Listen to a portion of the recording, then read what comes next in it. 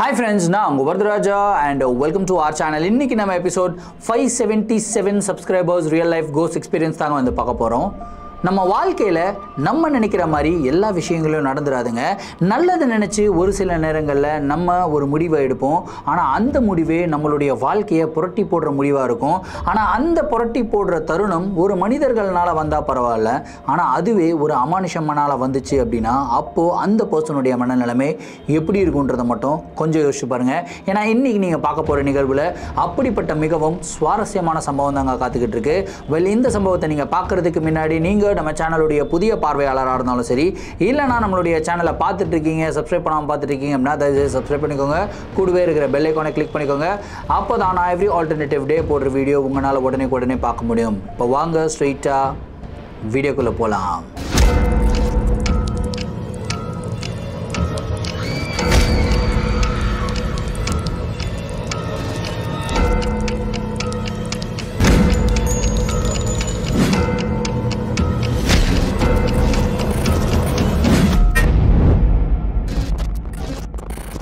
இந்த ஒரு நிகழ்வை நம்மளுக்கு விருதாச்சலத்திலிருந்து ஷீலா அப்படின்ற ஒரு சப்ஸ்கிரைபர் மெயில் பண்ணி விட்டுருக்காங்க. இந்த ஒரு அமானுஷமான நிகழ்வு அவங்களுக்கு நடந்தது கிடையாது. ஆனால் அவங்களுடைய அண்ணனுக்கு கிட்டத்தட்ட 18 வருடங்களுக்கு முன்னாடி நடந்ததாக வந்து சொல்லியிருக்காங்க. சரி, கதையுடைய ஸ்டார்டிங்லேருந்தே வர ஆரம்பிப்போமே. இந்த நிகழ்வு நடக்கும்போது ஷீலாவுக்கு வந்து ஒரு 6 வயசு இருக்கும் அப்படின்றாங்க. அவங்க அண்ணன் ராம் அவருக்கு வந்து பார்த்திங்கன்னா 10-11 வயசு இருக்கும் அப்படின்றாங்க. ஸோ இவங்களுடைய குடும்பம் வந்து பார்த்திங்கன்னா ஒரு நார்மலான மிடில் கிளாஸ் குடும்பம் தாங்க. அவங்க அப்பா வந்து ஒரு ஆஃபீஸில் ஒர்க் பண்ணிக்கிட்டு இருந்தார். அவங்க அம்மா வந்து பார்த்திங்கன்னா ஹவுஸ் ஒய்ஃபாக இருந்தாங்க. ஸோ அவங்களுடைய வாழ்க்கையை எப்படியாவது மேலே கொண்டு வரணும் அப்படின்னு சொல்லி அவங்க அப்பா ரொம்பவும் போராடிக்கிட்டு இருந்தார்.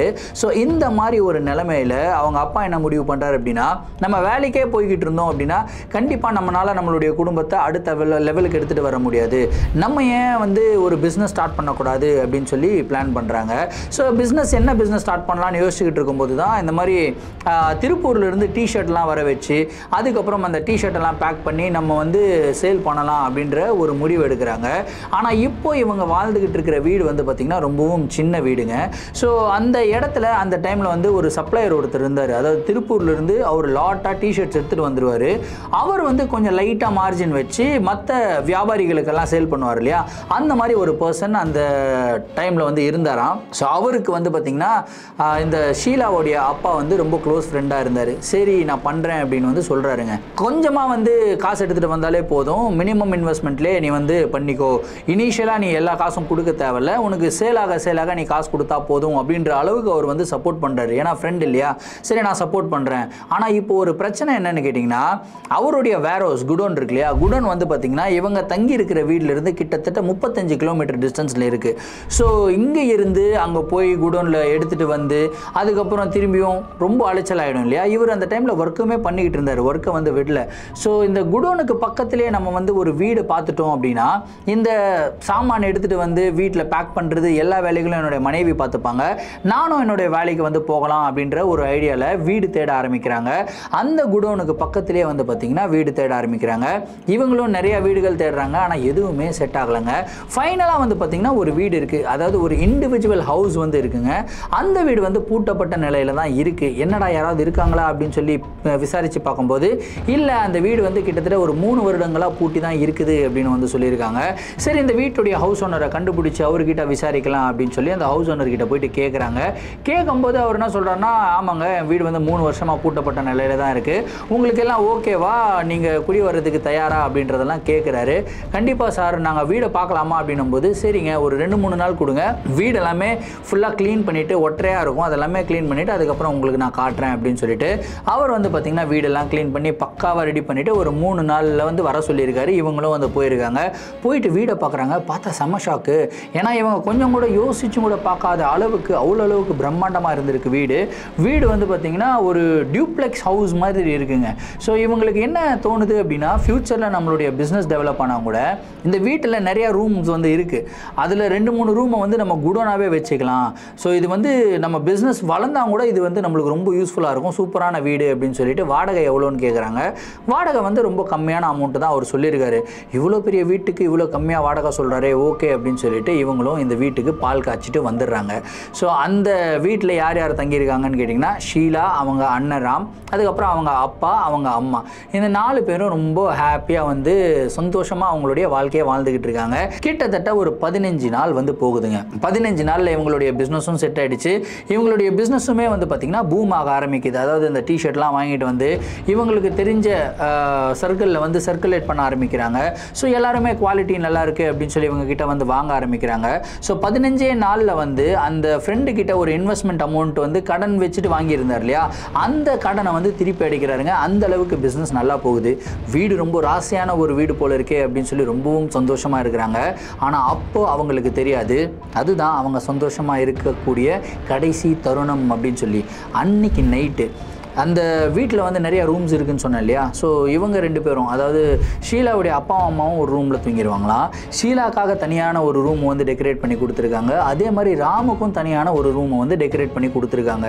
ஏன்னா இது வரைக்குமே வந்து ஒரே ரூமில் வந்து 4 பேரும் இருந்தாங்க. இப்போ தான் இவ்வளோ ரூம்ஸ் இருக்கே, ஸோ பசங்க கொஞ்சம் லக்ஸுரியாக இருக்கட்டும் அப்படின்றதுக்காக ரெடி பண்ணி கொடுத்துருக்காங்க. ராம் வந்து அவருடைய ரூமில் நல்லா படுத்து தூங்கிக்கிட்டு இருக்காருங்க. திடீர்னு நைட்டு ஒரு 12 மணி இருக்கும்.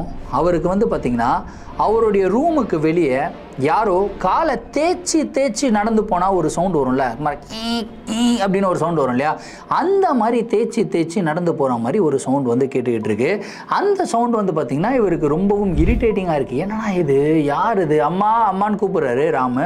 ஆனால் அவங்க 2 பேரும் இன்னொரு ரூமில் தூங்கிக்கிட்டு இருக்காங்க. இவர் மெதுவாக எழுந்து வெளியே போய் பார்க்குறாரு. வெளியே போய் பார்த்தா யாருமே கிடையாது.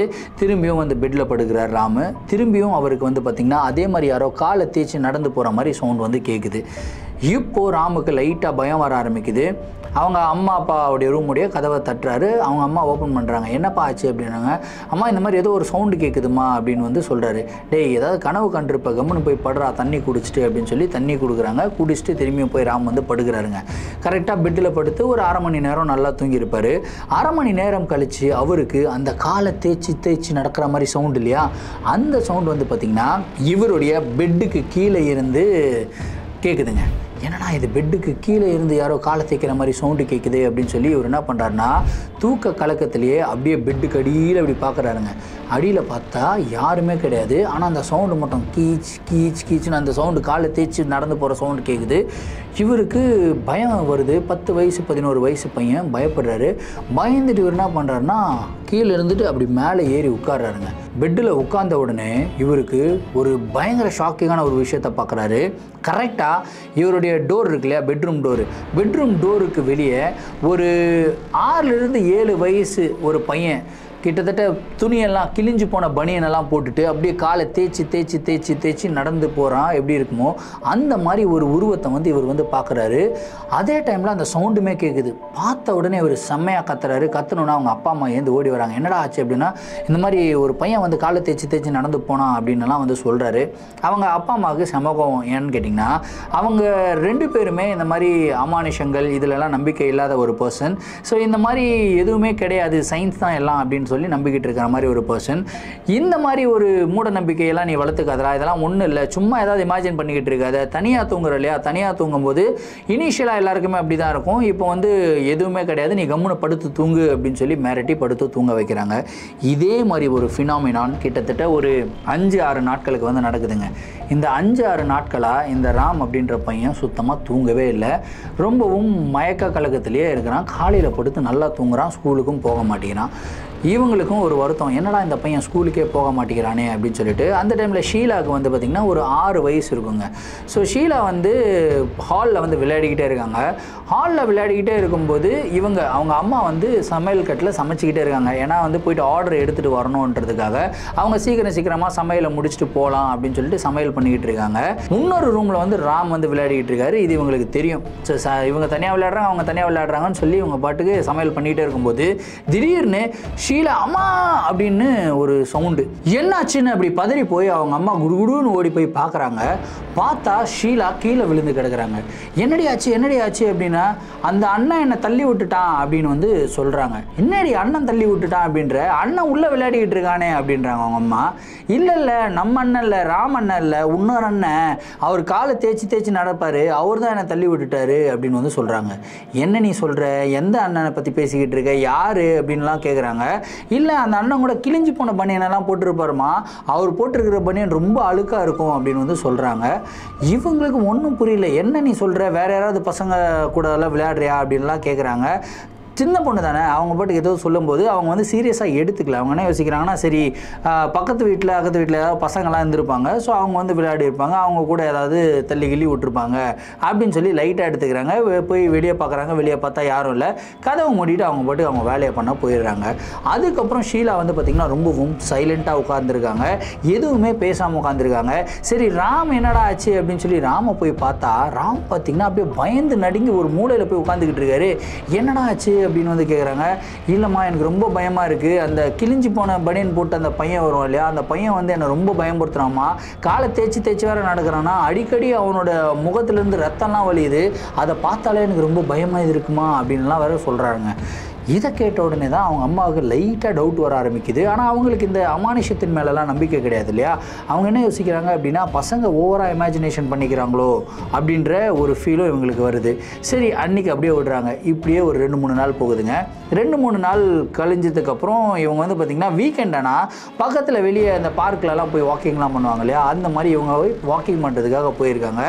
அப்போது ஒரு 2 பாட்டிங்க வந்து இருக்காங்க. 2 பாட்டிங்க வந்து இவங்க கிட்ட வராங்க. வந்துட்டு இந்த மாதிரிம்மா நீங்கள் தான் அந்த புது வீட்டுக்கு வந்திருக்கீங்களா அப்படின்லாம் வந்து கேட்குறாங்க. ஆமாம்மா நாங்கள் தான் வந்திருக்கோம், இந்த மாதிரி சின்னதாக பிஸ்னஸ் எல்லாம் பண்ணுறோம் அப்படின்னு சொல்லி இவங்களோட பிஸ்னஸ் எல்லாம் சொல்கிறாங்க. சரிம்மா எல்லாம் கரெக்டு தான், ஆனால் குழந்தைங்க ஜாக்கிரதைம்மா, பத்திரமா பார்த்துக்கோ அப்படின்னு வந்து சொல்கிறாங்க. ஏன் குழந்தைங்களுக்கு என்ன நல்லா தான் இருக்காங்க, ஒன்றும் பிரச்சனை இல்லையே, கரெக்டாக தான் ஸ்கூலுக்கு போகிறாங்க வராங்க, அவங்க பாட்டு விளையாடிக்கிட்டு இருக்காங்க, இதோ இப்போ கூட பாருங்கள் அங்கே ஜாலியாக விளையாடிக்கிட்டு இருக்காங்களே அப்படின்னு வந்து சொல்கிறாங்க. இல்லை நான் இங்கே சொல்லலாமா, வீட்டில் இருக்கும்போது குழந்தைங்கள பத்திரமா பார்த்துக்கோ, ஏன்னா கண்ணுக்கு தெரிஞ்ச ஆபத்து கூட நீ சண்டை போடலாம், கண்ணுக்கு தெரியாத ஆபத்துகள் கூட சண்டை போடுறது ரொம்ப கஷ்டம் அப்படின்னு சொல்லிட்டு அந்த 2 பாட்டியம்மாவும் பேசிட்டு அவங்க பாட்டு கிளம்பி போயிடுறாங்க. இப்போது இவங்களுடைய மனசுலலாம் ஒரே கன்ஃபியூஷன், என்னடா இந்த 2 பாட்டியம்மா வந்தாங்க, இந்த மாதிரி கண்ணுக்கு தெரியாத ஆபத்து அப்படி இப்படின்னாலாம் வேற சொல்லிட்டாங்களே, எப்படி என்ன சொல்கிறாங்க ஒன்றுமே புரியலையே அப்படின்ற ஒரு கன்ஃபியூஷன்லேயே இருக்கிறாங்க. சரி அப்படின்னு சொல்லிட்டு இவங்க அந்த ப்ளே கிரவுண்ட்லலாம் பசங்க விளையாடுறாங்க இல்லையா, விளையாடி முடித்து வீட்டுக்கும் கூட்டிகிட்டு போய் படுக்க வச்சிடுறாங்க. கரெக்டாக நைட்டு நல்லா தூங்கிக்கிட்டு இருக்கும்போது திடீர்னு வந்து பார்த்திங்கன்னா ராம் அலறி அடிச்சுக்கிட்டு எழுந்துக்கிறாரு. இவருடைய அலறல் சத்தத்தை கேட்ட அவங்க அம்மா அப்பா 2 பேரும் ஓடி வந்து என்னடா ஆச்சு அப்படின்னு சொல்லி கேட்கும்போது, அந்த கால் தேய்ச்சிக்கிட்டே வருவான் இல்லைம்மா அந்த பையனுடைய காலை பிடிச்சி இழுத்தாம்மா, என்னுடைய காலை கடிக்கிறதுக்கு வந்தான் அப்படின்னு சொல்லி அழுகிறாருங்க. இப்போ தான் இவங்க அம்மாவுக்கு பயம் உண்டாகுது அப்படின்னு சொல்லலாம். ஏன்னா இது வரைக்கும் அமானுஷத்தை நம்பாதவங்க ஒருவேளை அப்படி ஏதாவது ஒரு சக்தி இருக்குமோ அப்படின்னு சொல்லி நம்ப ஆரம்பிக்கிறாங்க. அவங்க ஹஸ்பண்ட் கிட்ட பேசுகிறாங்க. ஆனால் அவங்க ஹஸ்பண்டுமே என்ன சொல்கிறார் அப்படின்னா, நீ வேறு சும்மா பைத்தியக்காரி மாதிரி, இதெல்லாம் ஒன்றுமே கிடையாது, பசங்க ஏதோ பயந்துருப்பாங்க, வேணா இங்கே படுத்துக்கோ, இன்றைக்கி ஒன்றும் பிரச்சனை இல்லை, தனியாக விட வேணாம், பசங்களை நம்ம கூடியே படுக்க வைக்கலாம் அப்படின்னு சொல்லிட்டு கூடியே படுக்க வச்சுருக்காங்க.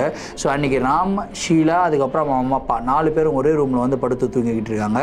நல்லா தூங்கிக்கிட்டு இருக்காங்க. நைட்டு ஒரு 3 மணி அளவு இருக்குங்க. கிச்சனில் வந்து பார்த்திங்கன்னா யாரோ பாத்திரங்களை தூக்கி டமால்னு போட்டு அடிக்கிற மாதிரி சவுண்டு. அந்த சவுண்டில் வந்து அவங்க அம்மா முழிச்சுக்கிறாங்க. முழிச்சுட்டு போயிட்டு கிச்சனில் பார்க்குறாங்க. பார்த்தா கிச்சனில் இருக்கிற சாமானெல்லாம் வந்து பார்த்திங்கன்னா கீழே விழுந்து கிடக்குதுங்க. இந்த கீழே விழுந்து கிடக்கிறத பார்த்து ரொம்ப ஷாக் ஆகிட்டு போயிட்டு அவங்க ஹஸ்பண்ட் எழுப்புறாங்க. இந்த மாதிரி யாரும் வந்திருக்காங்க போல இருக்குது, வீட்டில் ஏதோ திருட இருக்கான் போல இருக்குது, வீடு ஃபுல்லாக தேடுங்க அப்படின்னா வீடு ஃபுல்லாக தேடுறாங்க. பார்த்தா வீட்டில் யாருமே கிடையாது, இவங்க 4 பேரை தவிர. அப்போ எப்படி இந்த கிச்சனில் இருக்கிற சாமான்லாம் கீழே விழுந்திருக்கும் அப்படின்ற ஒரு யோசனை இவங்களுக்கு வந்து போய்கிட்டே இருக்குங்க. சரி அன்றைக்கி நைட்டும் இதை விட்டுறாங்க. இதையும் லைட்டாக எடுத்துக்கிறாங்க. அடுத்த நாள் என்ன ஆகுதுன்னா, இவங்க கிச்சனில் சமைச்சிக்கிட்டே இருக்காங்க. சமைச்சு முடிச்சுட்டு கேஸை ஆஃப் பண்ணிவிட்டு வந்து பார்த்திங்கன்னா வெளியே வந்திருக்காங்க. வெளியே வந்து சோஃபாவில் உட்காந்துருக்காங்க. கேஸ் மேலே இந்த தோசை சட்டியை வச்சுருப்பாங்க இல்லையா, சரி சூடு ஆறுனதுக்கப்புறம் எடுத்து வச்சிடலாம் அப்படின்னு சொல்லி தோசை சட்டியை மேலேயே வச்சுட்டு இவங்க பாட்டுக்கு வந்துடுறாங்க. கேஸை ஆஃப் பண்ணிவிட்டு வந்தாங்க. இவங்களோட ஹேபிட் என்னன்னு கேட்டிங்கன்னா, கேஸை மட்டும் ஆஃப் பண்ண மாட்டாங்களாம், சிலிண்டரையும் சேர்த்து ஆஃப் பண்ணிட்டு தான் வருவாங்களாம். யோசிச்சு பாருங்கள், வெரி குட் ஹேபிட். ஸோ இந்த ஹேபிட் வந்து இவங்களுக்கு சின்ன வயசுலேருந்தே இருக்குது. ஸோ கேஸ் வந்து ஆன் ஆகிறதுக்கு ஒன்றும் வாய்ப்பே கிடையாது. இவங்க வந்து உட்காந்து டிவி பார்த்துக்கிட்டே இருக்காங்க. திடீர்னு வந்து பார்த்திங்கன்னா வீடு ஃபுல்லாக ஒரு மாதிரி புகை, ஒரு மாதிரி கருகிற மாதிரி ஒரு ஸ்மெல் வந்து வருது. அதுக்கப்புறம் வந்து பார்த்திங்கன்னா இந்த தோசை சட்டியெல்லாம் வந்து ரொம்ப இரும்பு ரொம்ப ஹீட் ஆகிடுச்சு அப்படின்னா ஒரு மாதிரி பஞ்சன்ட் புகை வந்து வரும் இல்லையா, ஒரு மாதிரி மூச்சு அடிக்கிற மாதிரி புகை வந்து வரும் இல்லையா, அந்த மாதிரி வந்து புகை வருதுங்க. இந்த புகை வந்த உடனே இவங்களுக்கே ஒரு டவுட், என்னடா இது கேஸ் நம்ம ஆஃப் பண்ணிட்டு தானே வந்தோம் அப்படின்னு சொல்லி போய் பார்க்குறாங்க. பார்த்தா கேஸ் ஆனில் இருக்குங்க. கேஸை ஆஃப் பண்ணுறாங்க. ஆஃப் பண்ணிவிட்டு சிலிண்டரை பார்க்குறாங்க. சிலிண்டர் வந்து பார்த்திங்கன்னா ஆஃபில் இருக்குது. இப்போது இவங்களுக்கு செம பயம். என்னடா இது சிலிண்டர் ஆஃபில் இருக்குது ஆனால் கேஸ் வந்து ஆன் ஆகிடுச்சு எப்படி அப்படின்னு சொல்லிட்டு இவங்க அதே ஒரு சந்தேகத்திலேயே அன்றைக்கி நைட்டு ஃபுல்லாக இருக்கிறாங்க. அடுத்த நாள் வந்து என்ன பண்ணுறாங்கன்னா சமைக்கலை, வெளியே போய் சாப்பிட்லாம் அப்படின்னு சொல்லி ஹஸ்பண்ட் சொல்கிறாரு. சரி வெளியே போய் சாப்பிட்லாம், அவர் வர வரைக்கும் வெயிட் பண்ணலாம்னு சொல்லிட்டு இவங்க வந்துட்டு டிவி பார்த்துக்கிட்டே இருக்காங்க. திடீர்னு வந்து பார்த்திங்கன்னா வெளியே இருந்து யாரோ இவங்களை கூப்பிட்ட மாதிரி இருந்தது. டிவியை ஆஃப் பண்ணுறாங்க, ஆஃப் பண்ணிவிட்டு சுவிட்சையும் ஆஃப் பண்ணிவிட்டு தான் இவங்க வந்து வெளியே போகிறாங்க. வெளியே போய் பேசிக்கிட்டே இருக்கும்போது திடீர்னு வந்து பார்த்திங்கன்னா டிவி ப்ளே ஆகுது. என்னடா இது டிவி ப்ளே ஆகுதுன்னு உள்ளே வந்து பார்க்குறாங்க. உள்ளே வந்து பார்த்தா உண்மையிலேயே வந்து டிவி ப்ளே ஆகுதுங்க. ஆனால் இவங்க ஆஃப் பண்ணிட்டு போனது இவங்களுக்கு நல்லா தெரியும். வெளியே பேசிக்கிட்டு இருந்தவங்க கூட இவங்க கிட்டே கேட்குறாங்க, ஏமா வேறு யாராவது இருக்காங்களாம்மா வீட்டில் டிவி போட்டாங்க? இல்லைங்க, பசங்க எல்லாமே வந்து ஸ்கூலுக்கு போயிருக்காங்க, டிவி எப்படி ஆன் ஆச்சுன்னு தெரில அப்படின்னு சொல்லும்போது, சரிம்மா நான் வரேம்மா, இதுக்கு மேலே நான் இங்கே என்னென்ன நல்லா இருக்காது, நான் கிளம்புறேன் அப்படின்னு சொல்லிட்டு அவங்க பாட்டு கிளம்பி போயிடுறாங்க. இவங்களுக்கு ஒன்றும் புரியல, என்னடா இது நம்மக்கிட்ட பேசிக்கிட்டே இருந்தாங்க, திடீர்னு நம்ம டிவி தானே ஆன் ஆகிடுச்சின்னு சொன்னதுக்கப்புறம் இவங்க ரொம்ப பயப்படுற மாதிரி பயந்து இவங்க பாட்டு நடந்து போய்கிட்டே இருக்காங்கன்னு கூப்பிட்றாங்க. அக்கா அக்கான்னு கூப்பிட்டுக்கிட்டே இருக்காங்க. இல்லைம்மா இதுக்கப்புறம் நான் வரமாட்டேம்மா, இந்த வீட்டு பக்கமே நான் தலை வச்சு படுக்க மாட்டோம் அப்படின்னு சொல்லி அவங்க ஓடி போயிடுறாங்க. இவங்க எல்லா இன்சிடென்ட்டையும் வச்சு இவங்க வந்து பார்த்திங்கன்னா ஒரு மாதிரி கன்ஃபியூஷனில் வந்துடுறாங்க. சரி ராமை ஃபஸ்ட்டு நோட்டீஸ் பண்ணுவோம் அப்படின்னு சொல்லிட்டு ராம் வந்து ஸ்கூல்லேருந்து வந்துடுறாப்புல. ஸ்கூல்லேருந்து வந்துட்டதுக்கப்புறம் ராம் மட்டும் நோட்டீஸ் பண்ணிக்கிட்டே இருக்காங்க. கரெக்டாக ராம் வந்து பார்த்திங்கன்னா ரொம்பவும் வியர்டாக வந்து நடந்துக்கிறாருங்க. தனியாக யாருக்கூடயோ வந்து நின்று பேசிக்கிட்டு இருக்க மாதிரி பேசிக்கிட்டு இருக்காரு. அந்த தனியாக பேசிக்கிட்டு இருக்கும்போது இந்த மாதிரி பயந்து, அதாவது ஏதாவது ஒரு பசங்க வந்து மிரட்டிக்கிட்டே இருந்தால் சின்ன பசங்களாம் வந்து பயப்படுவாங்க இல்லையா, அந்த மாதிரி பயந்து ஓரமாக வந்து பேசிக்கிட்டு இருக்காருங்க. இதை பார்த்த உடனே இவங்க கன்ஃபார்ம் பண்ணிடுறாங்க, இந்த வீட்டில் ஏதோ ஒன்று இருக்குது. அந்த பாட்டிங்களும் அப்படி தான் ஏதோ ஒன்று சொன்னாங்க, எனக்கு புரியல, குழந்தைங்கள் பத்திரம் அப்படின்னு வேறு சொன்னாங்க. கரெக்டாக ராமுக்கு தான் இந்த மாதிரி இன்சிடென்ட் நடந்துகிட்டே இருக்குது. ஷீலாவுக்கு ஒரே ஒரு இன்சிடென்ட் நடந்தது, அதுக்கப்புறம் எந்த ஒரு பிரச்சனையும் இல்லை. ஆனால் ராம் இந்த மாதிரி இன்சிடென்ட்டில் மாட்டிக்கிட்டே இருக்கான் அப்படின்னு சொல்லி அவங்க ஹஸ்பண்ட் வந்துடுறாரு. சரிவா வெளியே போகலாம், டின்னர் சாப்பிட்லாம் அப்படின்னு வந்து சொல்கிறாரு. இல்லை மெயினாக இந்த மேட்டரை பற்றி டிஸ்கஸ் பண்ணுவோம் அப்படின்னு சொல்லிட்டு டிஸ்கஸ் பண்ண ஆரம்பிக்கிறாங்க. அவர் வந்து ஃபஸ்ட்டு நம்பவே இல்லை. என்னம்மா நீ சொல்கிறேன், இந்த மாதிரி காலகட்டத்திலலாம் நம்புற மாதிரியா இருக்குது அப்படின்லாம் வந்து பேசுகிறாங்க.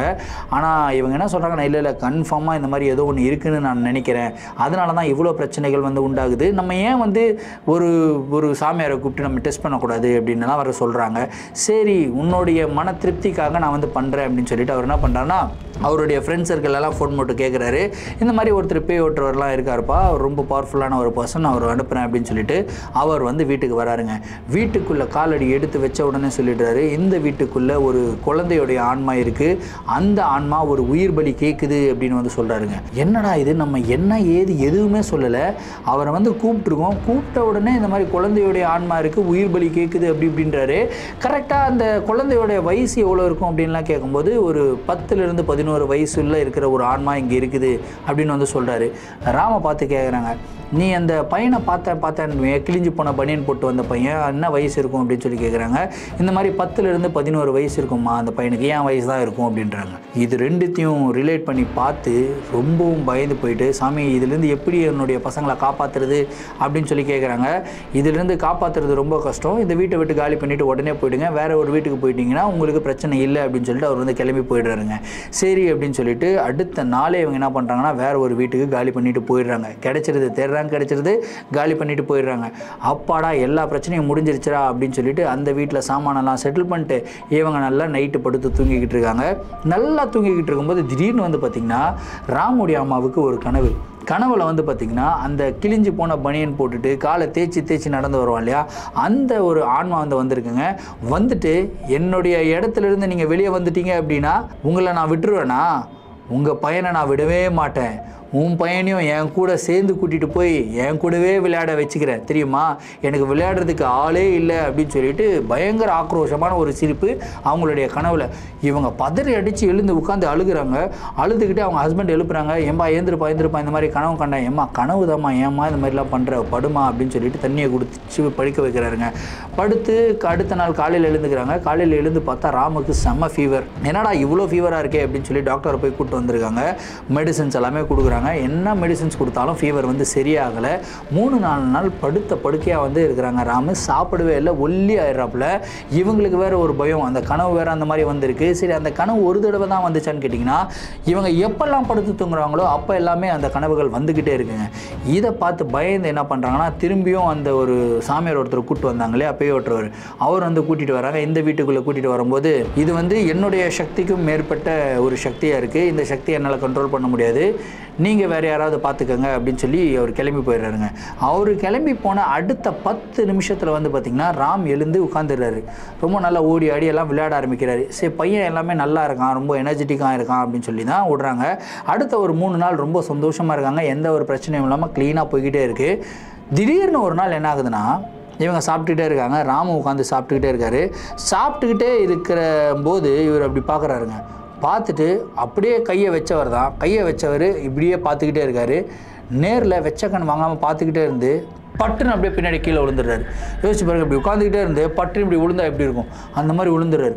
பதறி அடித்து இவங்க அப்பா அம்மா, அதாவது ராமோடைய அப்பா அம்மா, அதுக்கப்புறம் தங்கச்சி எல்லாம் ஷீலா எல்லாரும் ஓடி போய் என்னாச்சுன்னு பார்த்தா மூச்சு பேச்சே இல்லாமல் ராம் வந்து படுத்து கிடக்கிறப்பல ஹாஸ்பிட்டலுக்கு தூக்கிட்டு ஓடுறாங்க. உடுங்க ஓடி போய் என்னாச்சுன்னு பாருங்கள், என்னாச்சுன்னு தெரில, உட்காந்துக்கிட்டே இருக்கும்போது மாதிரி விழுந்துட்டான் அப்படின்லாம் சொல்கிறாங்க. டாக்டர் செக் பண்ணிவிட்டு ஆல்ரெடி இறந்து போயிடுச்சுமா குழந்தை அப்படின்னு வந்து சொல்கிறாங்க. இதை கேட்ட உடனே குடும்பமே ஆடி போயிடுச்சுங்க. ஏன்னா இந்த ராம் அப்படின்ற அந்த குழந்தை இறந்து போனதுக்கு உண்டான காரணம் என்னன்னு டாக்டர்ஸ்னால் கண்டுபிடிக்கவே முடியல. ஏன்னா கம்ப்ளீட்டாக ஹெல்த்தியாக இருக்கிற ஒரு குழந்தை எப்படி திடீர்னு அந்த மாதிரி இறந்து போக முடியும்? ஹார்ட் அட்டாக்கான்னு பார்க்குறாங்க, ஹார்ட் அட்டாக்கும் கிடையாது. நல்லா ஓடி ஆடிக்கிட்டு இருக்கிற ஒரு பையன் எப்படி இறந்து போனான், என்ன ரீசன் எதுவுமே தெரியாது. கடைசியில் இந்த குடும்பம் வந்து பார்த்திங்கன்னா ஒரு மிகப்பெரிய துயரத்தில் வந்து இருந்திருக்காங்க. அதுக்கப்புறம் இவங்க அந்த ஊரே காலி பண்ணிட்டு வந்துட்டாங்க. ஊரை காலி பண்ணிட்டு வந்து வேறு ஒரு ஊர்லேருந்து வேலை பண்ணிட்டு, அதுக்கப்புறம் ஷீலாவுக்கு பின்னாடி ஒரு தம்பி வந்து இருந்திருக்காப்புல. அவருமே வந்து பார்த்திங்கன்னா இப்போது இருக்காப்புல. ஷீலா இந்த இன்சிடென்ட் நடந்து கிட்டத்தட்ட 18 வருஷம் ஆகிடுச்சான். ஆனால் 18 வருஷம் ஆனாலும் அந்த ஒரு காட்சி இருக்கு இல்லையா, அவங்க அண்ணன் உட்காந்து சாப்பிட்டுக்கிட்டே இருக்கும்போது பட்டுன்னு ஆட்டோமேட்டிக்காக பின்னாடி கீழே விழுந்தார் அப்படின்ற ஒரு ட்ராமா இருக்குது இல்லையா. ஒரு சின்ன குழந்தையாக இருந்தாலும் 6 வயசாக இருந்தாலும் 7 வயசாக இருந்தாலும் அது பார்க்கும்போது ஒரு பயம் வரும் இல்லையா, அதுக்கு பேர் ட்ரோமானுவாங்க. ஸோ அந்த பயம் இது வரைக்கும் அவங்கள விட்டு போகவே இல்லை அப்படின்றாங்க. அந்த பயத்தினாலேயே அவங்களுக்கு இப்போ கல்யாணம்லாம் ஆகிடுச்சு, 2 பசங்க இருக்காங்க. அந்த பசங்க உட்காந்து சாப்பிடும்போது இவங்க கூடவே உட்காந்து சாப்பிட மாட்டாங்களாம். இன்ஃபேக்ட் அவங்க சாப்பிடும்போது பக்கத்திலே உட்கார மாட்டாங்களாம். அந்த அளவுக்கு அவங்களுடைய லைஃப்பில் வந்து அந்த ஒரு இன்சிடென்ட் ஒரு தாக்கத்தை ஏற்படுத்தியிருக்கு அப்படின்னு சொல்கிறாங்க. ஸோ இந்த ஒரு இன்சிடென்ட் கேட்கும்போது எனக்குமே ரொம்ப வருத்தமாயிடுச்சு. ஏன்னா இது வந்து எதனால் அந்த ஆன்மா வந்துச்சு, எதனால் ராம கூட்டிகிட்டு போச்சு அப்படின்றது எந்த விதமான ஒரு ஐடியாவும் இல்லை. மேபி அந்த ஆன்மாவை யாராவது காண்டாக்ட் பண்ணி ஏன் இந்த மாதிரியெல்லாம் நடந்தது, அந்த ஆன்மாவுடைய பின்னணி என்ன அப்படின்றதெல்லாம் கேட்டாங்கன்னா தெரிய வரும்னு நினைக்கிறேன். ஸோ இந்த ஒரு நிகழ்வை பற்றின உங்களுடைய கருத்துக்கள் என்ன அப்படின்றத கமெண்ட் பாக்ஸில் சொல்லுங்கள். இதே மாதிரி உங்களுடைய வாழ்க்கையில் ஏதாவது அமானுஷமான நிகழ்வுகள் நடந்திருந்து அந்த நிகழ்வுகளை என்கிட்ட ஷேர் பண்ணணும்னு நினச்சிங்கன்னா என்னோட இன்ஸ்டாகிராமில் ஃபாலோ பண்ணிவிட்டு இன்ஸ்டாகிராமில் டிஎம் பண்ணுங்கள். இல்லைனா என்னுடைய மெயில் ஐடிக்கு மெயிலாக சென்ட் பண்ணி விடுங்க. கண்டிப்பாக உங்களுடைய நிகழ்வுகளும் நம்மளுடைய சேனலில் வீடியோஸாக போடப்படும். மீண்டும் அடுத்த வீடியோவில் சந்திக்கும் வரை நான் உங்கள் Varadaraja, signing off. Thank you and bye.